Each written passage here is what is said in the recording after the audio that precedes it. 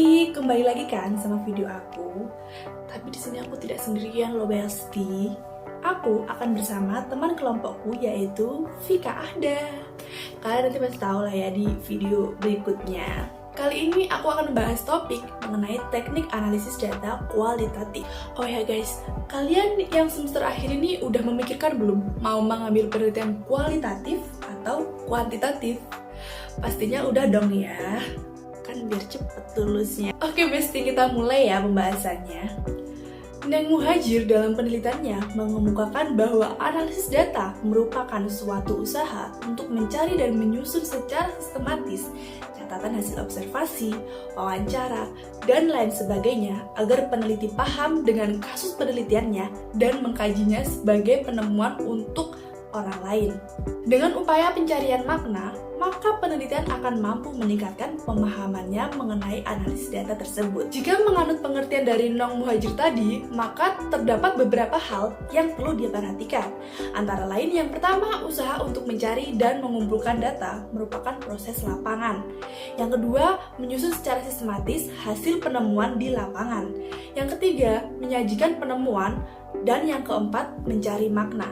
Sedangkan Sugiono mengatakan bahwasanya analisis data kualitatif adalah mencari dan menyusun secara sistematis hasil data dari sumbernya yang dapat diperoleh dengan wawancara, observasi, catatan lapangan, sehingga mudah dipahami dan menjadi sumber informasi bagi orang lain. Dari pendapat tadi dapat disimpulkan bahwasanya analisis data kualitatif adalah proses mencari dan menyusun data secara sistematis dari berbagai sumber data yang diperoleh dengan cara mengorganisasikan data, menjabarkan, melakukan sintesis, menyusun ke dalam pola, memilah makna yang penting dan tidak, dan membuat kesimpulan sehingga mudah dimengerti oleh orang lain maupun diri sendiri. Adapun beberapa tahap-tahap untuk menganalisis data, antara lain yang pertama, pengumpulan data. Dalam teknik pengumpulan data ini yang dilakukan oleh peneliti adalah observasi, wawancara, dan juga dokumentasi. Dalam observasi ini, peneliti melakukan pengamatan langsung terhadap seseorang yang ingin diteliti. Setelah itu, peneliti mencocokkan hasil observasinya dengan data observasi yang didapatkan sebelum melakukan observasi. Selanjutnya adalah wawancara. Wawancara bisa dilakukan secara terstruktur maupun tidak terstruktur.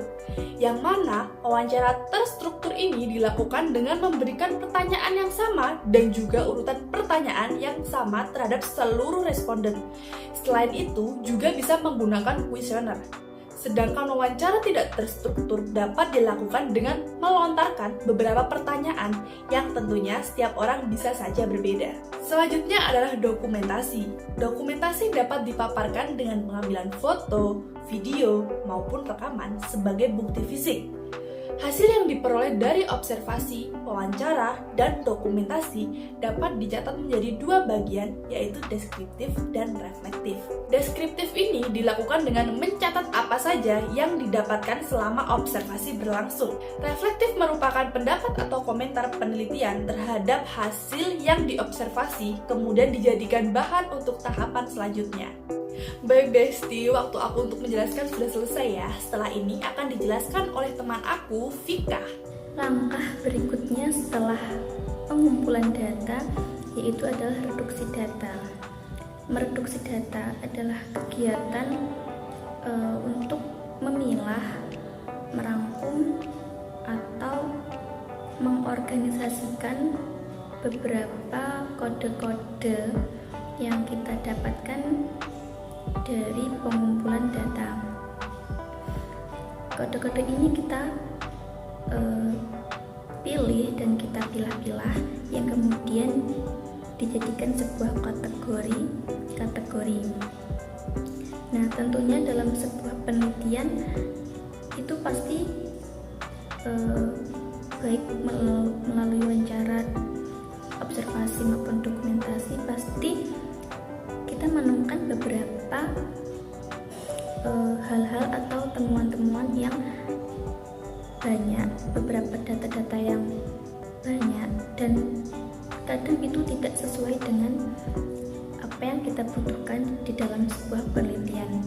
Nah, maka dari itu dalam reduksi data ini penting untuk kita bisa teliti dan lebih analisis lagi terhadap data yang kita olah, sehingga kita benar-benar bisa memilah dan memilih mana data yang akan kita gunakan dan mana data yang kita akan buang atau tidak kita butuhkan dalam sebuah penelitian.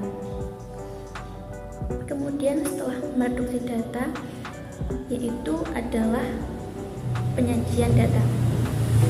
Setelah beberapa kategori-kategori itu kita reduksi atau kita pilih, kita bisa langsung menyajikan data tersebut baik dalam bentuk tabel, grafik, maupun gambar sesuai dengan apa yang kita butuhkan dalam penelitian. Setelah mereduksi dan menyajikan data,